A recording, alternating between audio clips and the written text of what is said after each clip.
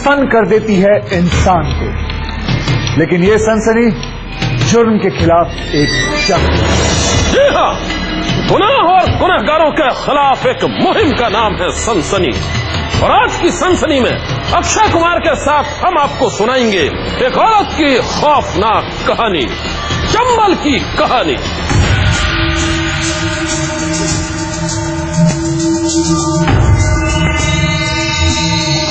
चंबल, जहां चलता है डकैतों का राज। उन डकैतों का राज जिनके लिए किसी को अगवा करना, उनकी जान लेना एक मामूली सी बात है। लेकिन कुछ समय पहले उन्हीं डाकुओं के पास पहुंची थी एक अकेली महिला। भैया, मेरे पति कहाँ हैं? घबराओ मत, हमारे पति यहीं पे ही हैं। आंखों के सामने खतरनाक हथियारों से लैस कई खूंखार डाकू खड़े थे और वो बेखौफ उनके सामने खड़ी थी। डाकू से हैरानी से देख रहे थे और वो उन डाकुओं को देख रही थी चुपचाप। और कुछ ही पल की खामोशी के बाद जब उस महिला ने अपनी चुप्पी तोड़ी तो वो डाकू भी रह गए सन। यहाँ 50-50 कोस तक कोई आदमी दिखाई नहीं देते, लेकिन तुम एक औरत है क्या? अकेली चली। अब कौन थी वो महिला जो चंबल में उन खूंखार डाकुओं के पास अकेली गई थी और फिर उसकी बेखौफ हिम्मत को देखकर बदल गया था डाकुओं के सरदार का दिल। दास्तान बेहद सनसनीखेज है।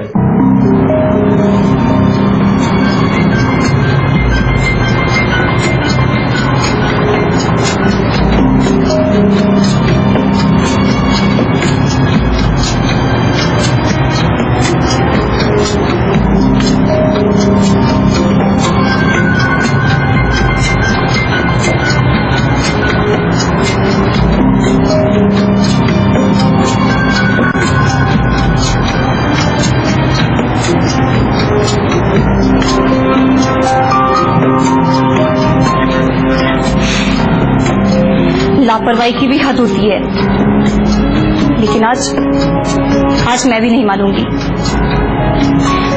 सर आने दो उन्हें।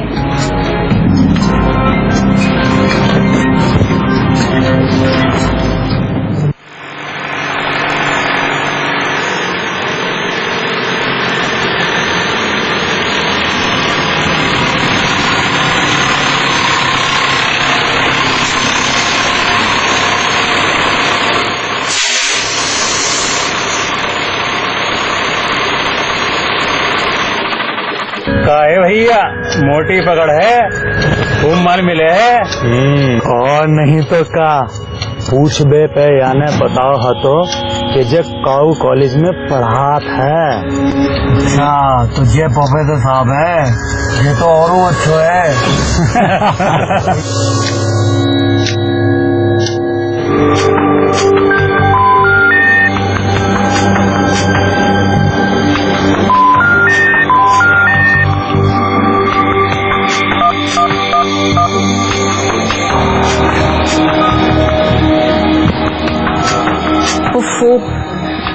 फोन भी बंद है।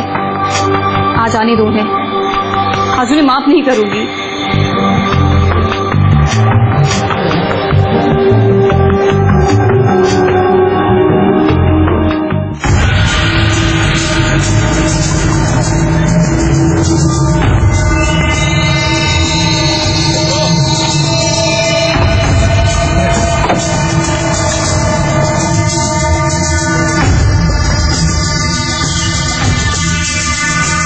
अबे तुम सब खड़े खड़े मौका देख रहे हो, जाको निकालो गाड़ी से बाहर।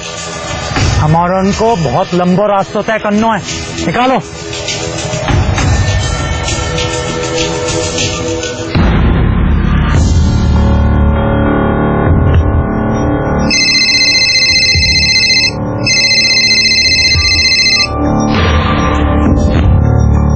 हेलो।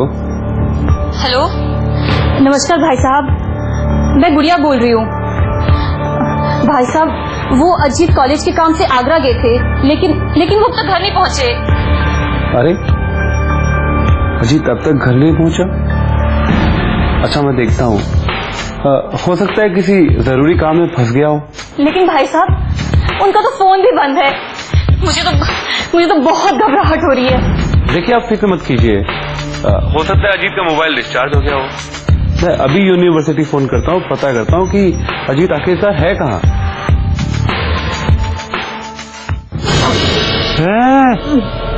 चिल्लाइयो ना, वरना इतना ही ठोक दे। आप चाहते क्या हैं?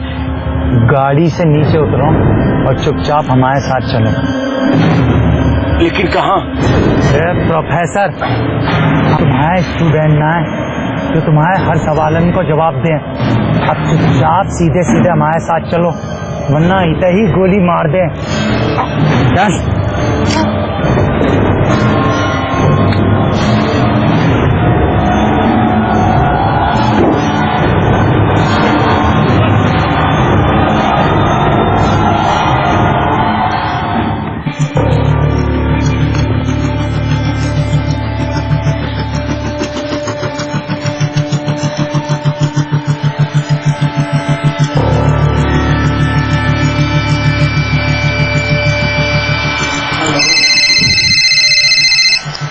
हेलो हेलो भाई साहब, मैं गुड़िया। भाई साहब, अजीत का कुछ पता चला?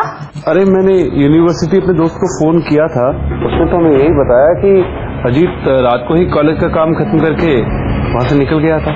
लेकिन वो अब तक आए क्यों नहीं? देखिए मैं पता लगाने की कोशिश कर रहा हूँ, हो सकता है उसकी गाड़ी कहीं खराब हो गई हो।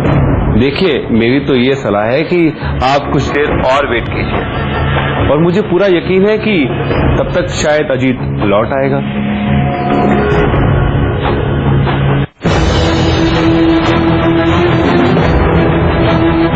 जय प्रोफेसर, इसको लेके आ।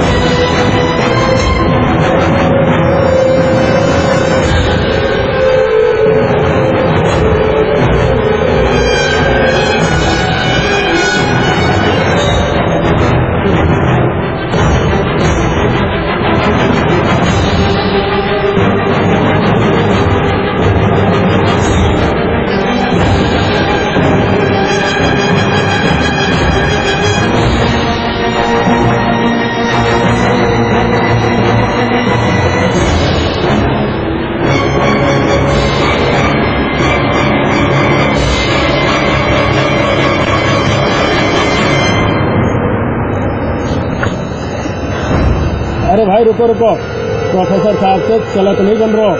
गलत है, नहीं दी गोली मार पड़े हैं। मुझे मत मारो, आज को अपने बच्चों की चौगत, मुझे मत मारो। मैं चलता हूँ मैं, चलिए।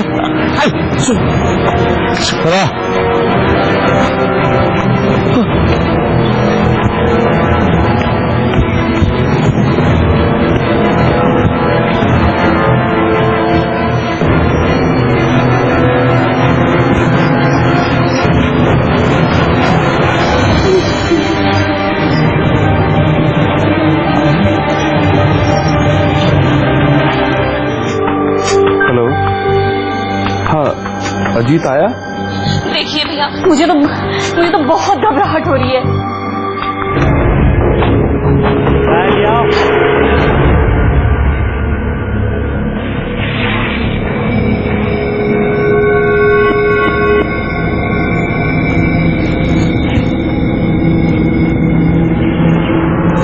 अरे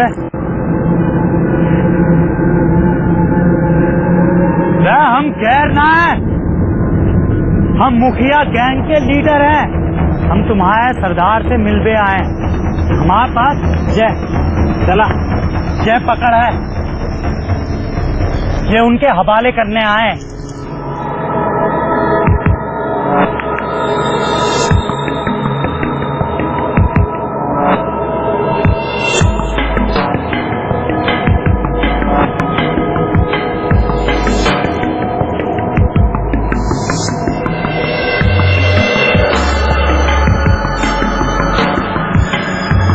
चलो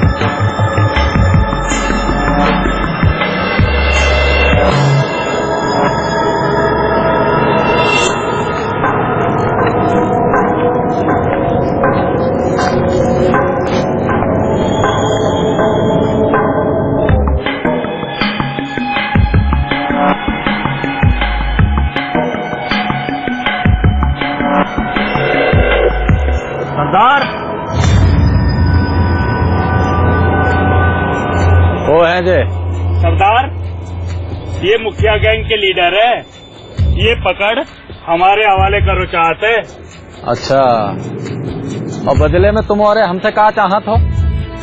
हुजूर आप जो दें सो मंजूर, लेकिन हमारी पकड़ जे मोटो आसामी है। अच्छा जे, क्या करत है? ये कॉलेज में पढ़ाते हैं। अच्छा, तो जो प्रोफेसर साहब हैं, नेक्स्ट प्रोफेसर साहब को मोबाइल फोन दे दो, ये अपने घरे खुद ही बात करिए। लो, अपनी लुगाई से खुद ही बात कर लियो। नंबर लगाओ।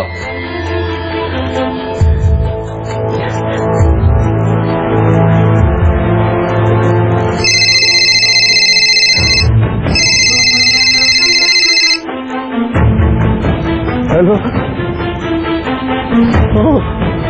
ओ गुड़िया, हम अजीत बोल रहे हैं। अजीत, अजीत आप कहाँ हो? कहाँ हो आप? हम हेलो मैडम जी, कान खोल के सुन लो।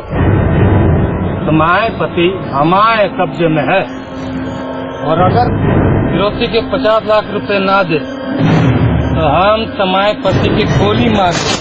नहीं, नहीं, ये नहीं हो सकता। तुम कौन बोल रहे हो? मेरे पति कहाँ है? मेरे अजीत से बात करवाओ। लो भाई, अपनी मैडम से बात कर ले और फिर बता दो कि हमारा वो है। गुड़िया, हेलो, आगरा से लौटते वक्त कुछ बदमाशों ने धोखे से हमारा अपहरण कर लिया है। हाँ, इस समय हम चंबल में हैं। बदमाशों ने हमें दूसरे गिरोह के हवाले कर दिया है। गुड़िया, ये लोग बहुत खतरनाक हैं। अगर इनकी डिमांड पूरी नहीं की गई तो ये मुझे गोली मार देंगे। हाँ तो मैडम जी सुन ली, हम कौन हैं, अब क्या इरादा है? हमारी डिमांड पूरी कर रही हो ना, या फिर तुम्हारे पति को?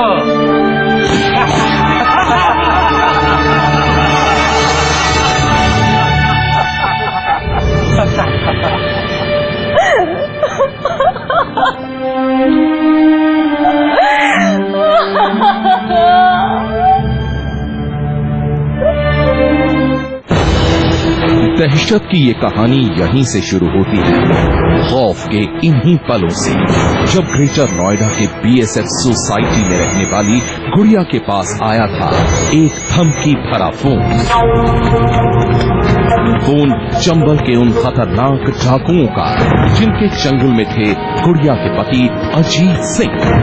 डाकू फोन पर बार बार अजीत को मारने की धमकी दे रहे थे, फिरौती में पूरे 50 लाख रुपए की मांग कर रहे थे, और इसी बात ने गुड़िया को थर्रा कर रख दिया था। देखिए भैया, हम बहुत ही मामूली लोग हैं। 50 लाख, इतनी बड़ी रकम हम कैसे इकट्ठा करेंगे? ठीक है,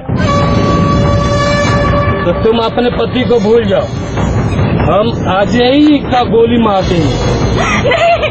नहीं नहीं, आपको भी माँ बाप की सोच।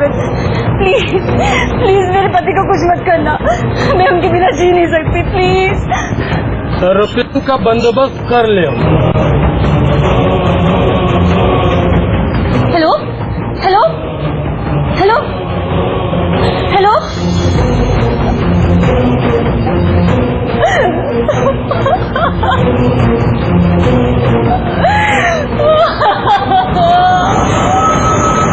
फोन कट चुका था और दहशत से घिरी गुड़िया के पास सोचने के लिए भी वक्त नहीं था।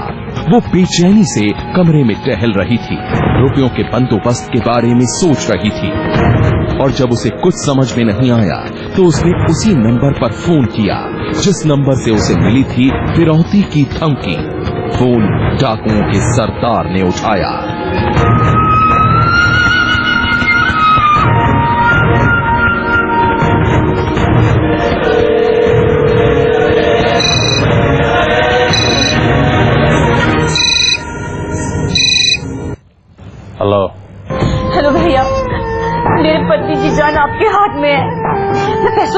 कर रही हूँ, लेकिन क्या? लेकिन 50 लाख बहुत बड़ी रकम है। काय आपके पति तो कॉलेज में पढ़ात हैं, आमदनियों अच्छी है और घरों आपको अपनों ही होएगो हैं?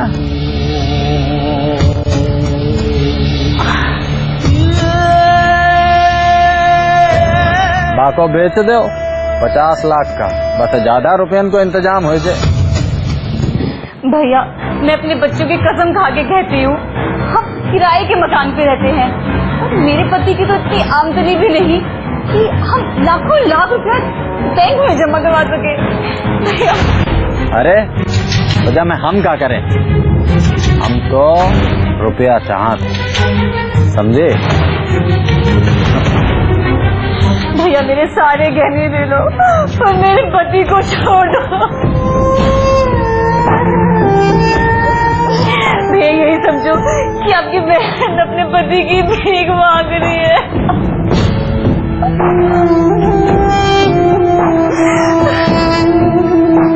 गुड़िया फोन पर बार बार अपनी मजबूरी जता रही थी। डाकुओं के सरदार के आगे किड़किड़ा रही थी, उससे अपने पति की जान की भीख मांग रही थी। आखिरकार गुड़िया की ये दर्द भरी गुहार रंग लाई और फिर 50 लाख रुपयों के बदले सौदा 50,000 रुपए में फाइनल हो गया। लेकिन इसके साथ शर्त ये भी थी कि गुड़िया पैसों के साथ ही अपने सारे गहने भी उन डाकुओं के हवाले कर देगी।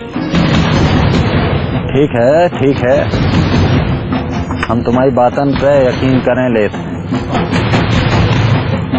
और हम तुमसे वादा करत हैं कि तुम्हारे पति को छोड़ दें, लेकिन ध्यान रखियो हमसे कुछ चालाकी मत करियो, नहीं तो तुम्हारे पति को इतने चंबल में काट के डाल दें, समझे? नहीं भैया आप भरोसा रखिए, मुझे रुपए नहीं, मुझे मेरे पति की जिंदगी चाहिए। ठीक, तो फिर जितनी जल्दी हो सके हमें रुपया और गहने भिजवाए का, समझी? आतंक और डर के ठिकाने में गुड़िया की वो अजीबोगरीब कहानी सनसनी में मैं राउडी राठौड़ आपको बताऊंगा आगे। ग्रेटर नोएडा की रहने वाली गुड़िया का पति चंबल के खूंखार डाकुओं की कैद में था और गुड़िया अपने पति की रिहाई के लिए उन डाकुओं से कर रही थी सौदा। एक नहीं बल्कि पूरे 42 बार गुड़िया ने उन डाकुओं से फोन पर की बातचीत और फिर पक्का हो गया जान की सलामती का सौदा। चंबल के खतरनाक डाकुओं के साथ गुड़िया ने पति की जान की सलामती का सौदा तो पक्का कर लिया था, लेकिन अब सवाल ये था कि उन खूंखार डाकुओं के पास पैसे और गहने लेकर जाएगा तो जाएगा कौन? गुड़िया इसी उधेड़पुन में थी। मैं क्या करूं? किसे रुपए और गहने लेकर उन डाकुओं के पास भेजूं? वो डाकू बेहद खतरनाक है, वो कुछ भी कर सकते हैं। ऐसे में अपनी पति की जान की सलामती के लिए घर के किसी और सदस्य की जान जोखिम में डालना क्या मुनासिब होगा? नहीं, मैं ऐसा नहीं कर सकती। अपने पति की जान बचाने के लिए मैं घर के किसी दूसरे सदस्य को उन डाकुओं के पास रुपए और गहने लेकर नहीं दे सकती। तो फिर मैं क्या करूं? अगर उन डाकुओं को पैसे नहीं मिले तो वो तो अजीत की जान ही ले लेंगे। गुड़िया सोच में डूबी थी। एक तरफ डाकुओं के चंगुल में फंसे पति की जान थी तो दूसरी तरफ थी अपनों की फिक्र। आखिरकार गुड़िया ने वही किया जो उसके दिल ने कहा। उसने फैसला कर लिया, अपने पति की जान बचाने के लिए वो चंबल के खतरनाक पीहड़ों में खुद जाएगी, खुद ही उन डाकुओं से मिलेगी और खुद ही अपने पति को वहां से छुड़ा कर लाएगी। हाँ, मैं यही करूंगी। अपने पति की जान बचाने के लिए मैं घर के किसी दूसरे सदस्य को उन डाकुओं के पास नहीं भेजूंगी, बल्कि उन डाकुओं के पास मैं खुद जाऊंगी। मैं उनसे मिलूंगी और अपने सारे गहने और रुपए उन डाकुओं को देकर अपने पति को उनके चंगुल से छुड़ा कर लाऊंगी। गुड़िया ने जैसा सोचा था वैसा ही किया और फिर अपने पति की जान बचाने के लिए वो अकेली ही एक खतरनाक मिशन में जुट गई।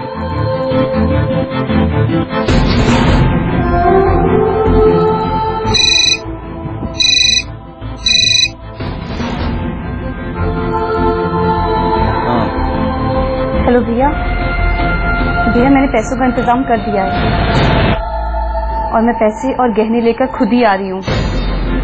अब आप मुझे बताइए कब और कहाँ आना है। गुड़िया की बातों को सुनकर डाकुओं के सरदार को कुछ हैरानी तो हुई, लेकिन किसी नतीजे पर पहुंचने से पहले वो गुड़िया की बातों की हकीकत को परखना चाहता था। उसने गुड़िया से कहा, खुद ही आओगी? हाँ भैया, मैं खुद ही आऊंगी। ठीक है, जैसी तुम्हारी मर्जी। तुम ऐसा करो, धौलपुर चली आओ। हाँ आओ, एक आदमी तुम्हें मिली है, फिर आगे क्या करना है ये बात कोई तुम्हें बताए, समझी? ठीक है भैया, तो मैं आज ही धौलपुर आ रही हूँ। आप अपने आदमी को कह दीजिएगा। अरे तुम फिक्र ना करो, हमारा आदमी तुम्हें धौलपुर में मिल जाए है, समझी? आ जाओ। डाकुओं के सरदार से जैसे ही ये बातचीत खत्म हुई, गुड़िया अपने घर ग्रेटर नोएडा से धौलपुर की ओर निकल गई, अकेली, फिक्र में डूबी हुई।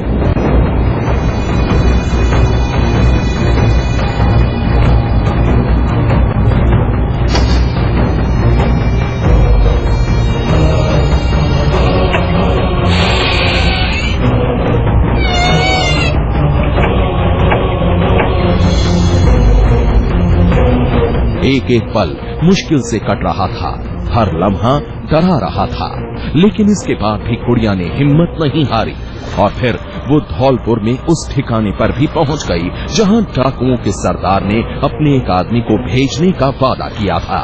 थोड़ी देर के इंतजार के बाद ही गुड़िया के सामने वो शख्स भी आ गया।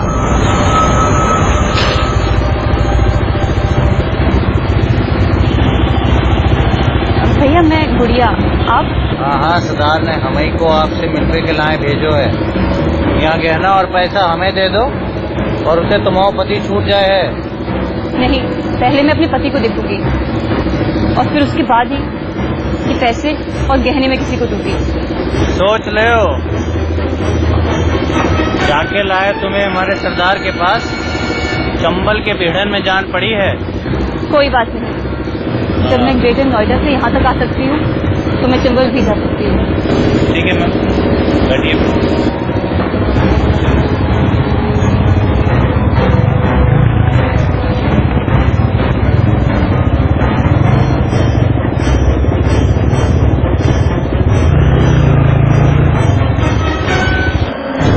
गुड़िया की इन बातों का उस शख्स के पास कोई जवाब नहीं था। गुड़िया सबसे पहले अपने पति से मिलना चाहती थी, अपनी आंखों से ही उसे सही सलामत देखना चाहती थी और उसके बाद ही फिरौती के पैसे और गहने उन डाकुओं के हवाले करना चाहती थी। लिहाजा डाकुओं के उस भेदिए को गुड़िया की बात माननी पड़ी और फिर वो गुड़िया को अपनी बाइक पर बिठाकर चंबल की ओर निकल पड़ा।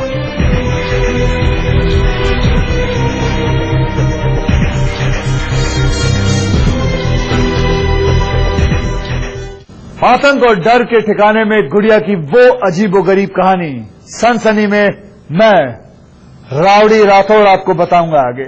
चंबल, जहां चलता है डकैतों का राज, उन डकैतों का राज जिनके लिए किसी को अगवा करना, उनकी जान लेना एक मामूली सी बात है। लेकिन कुछ समय पहले उन्हीं डाकुओं के पास पहुंची थी एक अकेली महिला। चंबल के खूंखार डाकुओं के चंगुल में फंसे अपने पति की जान बचाने के लिए ग्रेटर नोएडा की गुड़िया एक ऐसे सफर पर निकल गई थी जो बेहद खौफनाक था। गुड़िया के साथ रास्ता दिखाने के लिए डाकुओं का ही एक साथी था और इसके बाद जो हुआ उसकी दास्तान बेहद सनसनीखेज है। कुछ देर के सफर के बाद ही चंबल के पेहड़ों का रास्ता भी शुरू हो गया। खौफ गहराता जा रहा था और गुड़िया उस भेदिए के साथ चली जा रही थी। कहां, ये उसे खुद भी मालूम नहीं था। गुड़िया अपने पति के ख्यालों में डूबी थी। उसी के बारे में सोच रही थी कि तभी एक झटके के साथ बाइक रुक गई। गुड़िया ने चौंक कर देखा तो सामने 3-4 लोग खड़े थे। कंधे पर बंदूक थी और चेहरे पर था हैरानगी का गहरा भाव। जैसे ही गुड़िया की आंखें उन लोगों से मिली, उसे ये समझते देर नहीं लगी कि ये चंबल के खतरनाक डाकू हैं। मैडम जी, ये हम वही आदमी हैं। आगे का रास्ता तो कोई के साथ ही पूरा करना है। डाकुओं के उस भेदिए की ये बात सुनते ही गुड़िया बाइक से उतर गई और फिर उन खतरनाक डाकुओं के साथ वो पैदल ही चंबल के पीहड़ों का रास्ता तय करने लगी। सूरज अंगारे बरसा रहा था। तेज गर्मी से चलना मुश्किल हो रहा था और रास्ता खत्म होने का नाम ही नहीं ले रहा था।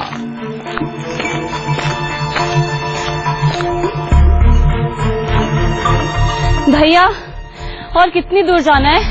बस कछु दूर आओ।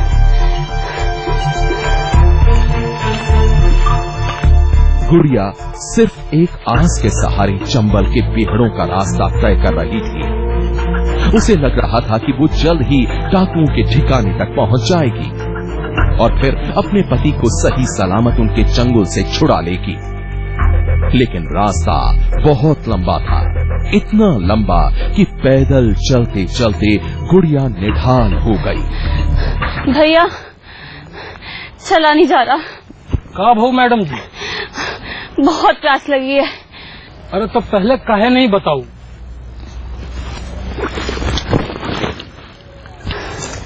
लियो, ये पानी पी लियो।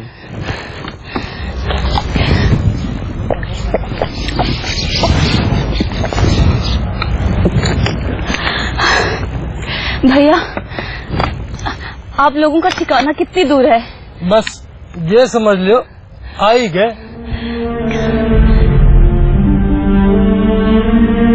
उस डाकू की ये बात सुनकर एक पल के लिए तो गुड़िया को ऐसा लगा मानो उसकी सारी थकान ही दूर हो गई। वो उम्मीदों से लबरेज थी और इसके साथ ही सफर एक बार फिर शुरू हो गया। ऊबड़ खाबड़ रास्ते, घना जंगल और उसके ऊपर से तपता सूरज। आखिरकार चंबल के पीहड़ों में करीब 10 किलोमीटर पैदल चलने के बाद गुड़िया डाकुओं के ठिकाने तक पहुंच गई।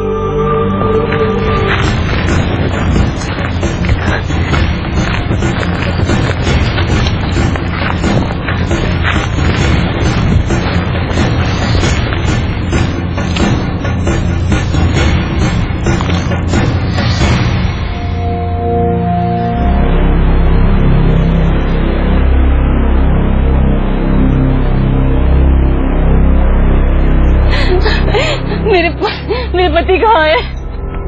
अरे घबराओ मत, हमारे पति यहीं पे ही हैं। देखो, हमें लग रहा है आपको खाम खामे डर लग रहा है। आप डरो नहीं, आपने हमें भैया कहिए और हम तुम्हें अपनी बहन माना। चलो आओ।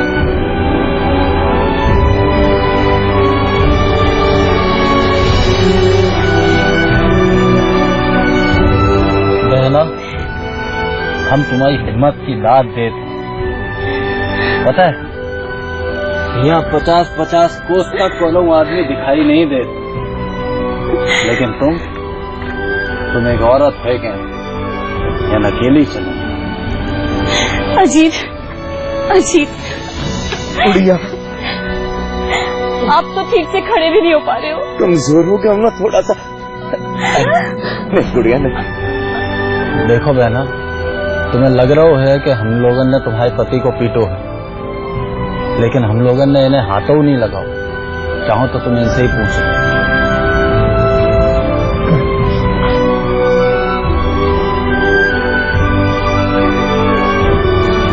हम जानते हैं भैया। भैया, ये तो आंसू खुशी के आंसू हैं। मुझे मेरे पति मिल गए और मुझे कुछ नहीं चाहिए। आपने मेरे पति को वापस कर दिया। ये रहे पैसे और ये गहने। अपने पति की जान की सलामती के लिए गुड़िया ने फिरौती की रकम के साथ ही अपने सारे गहने भी डाकुओं के सरदार को सौंप दिए। उन गहनों और रुपयों को देखकर डाकुओं का सरदार थोड़ी देर खामोश रहा और उसके बाद उसने जो कहा उसने गुड़िया को चौंका कर रख दिया। लेकिन इसके बाद क्या हुआ? क्या गुड़िया को उसका पति मिल गया?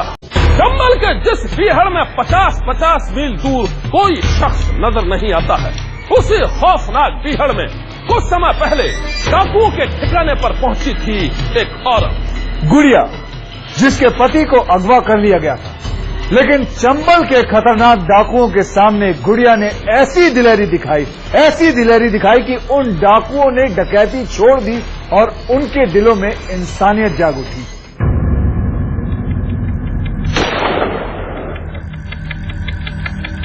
चंबल के जिस बीहड़ में 50-50 मील दूर तक कोई शख्स नजर नहीं आता, ग्रेटर नोएडा की गुड़िया उसी बीहड़ में खतरनाक डाकुओं के ठिकाने पर अपने पति को रिहा करवाने पहुंची थी।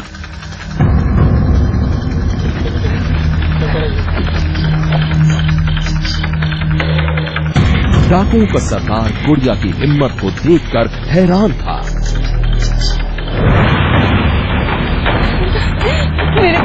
मेरे पति कहाँ है? और गुड़िया फिरौती की रकम देकर जल्द से जल्द अपने पति के साथ वहां से जाना चाहती थी।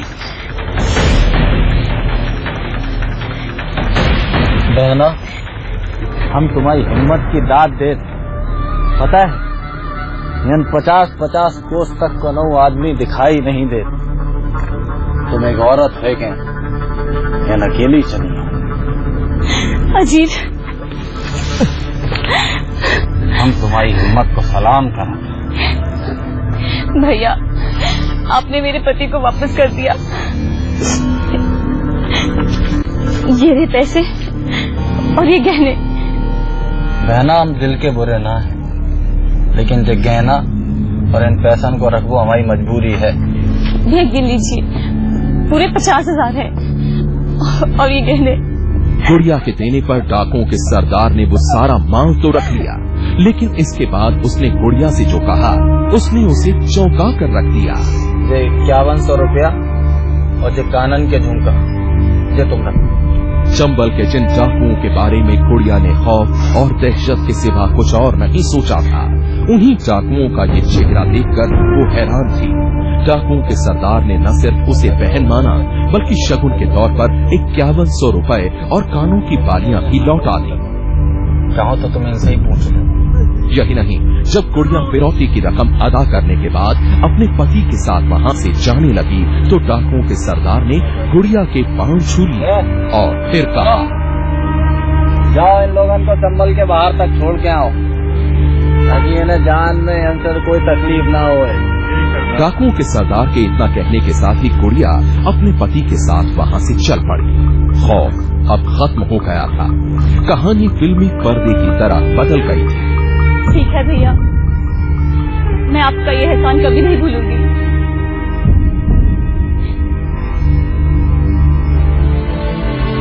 और फिर एक लंबे सफर के बाद गुड़िया अपने पति के साथ सही सलामत अपने घर लौट गई। बाद में जब गुड़िया और उसके पति ने अपनी ये खौफनाक आप बीती लोगों को बताई, तो सुनने वाले भी हैरान रह गए।